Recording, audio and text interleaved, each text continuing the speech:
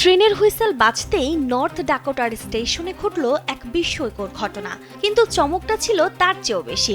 জনতার গগনবিদারী USA USA স্লোগানের মাঝে খোদ প্রেসিডেন্ট স্বয়ং তারকাখচিত সেই ঐতিহাসিক ট্রেনের জানালা থেকে হাত নেড়ে যখন তিনি জনতাকে অভিবাদন জানালেন, তখন যেন সময় থমকে দাঁড়িয়েছিল। কিন্তু কেন হঠাৎ এই ট্রেন যাত্রা? দেশের ২৫০তম বার্ষিকী উদযাপনের প্রস্তুতি চলছে পুরোদমে। সেই উপযুক্ত সময়ের আগে থিওডর রুজভেল্ট প্রেসিডেন্সিয়াল লাইব্রেরি প্রদর্শনের উদ্দেশ্যেই এই বিশেষ সফর। তবে এই আয়োজন কেবল একটি পরিদর্শন নয়, বরং মার্কিন ঐতিহ্যের সাথে বর্তমানের এক সেতুবন্ধন তৈরির প্রয়াস।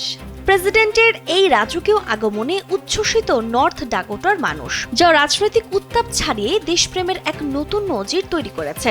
এখন দেখার পালা, এই ঐতিহাসিক লাইব্রেরি মার্কিন ইতিহাসে নতুন কি অধ্যায় যোগ করে।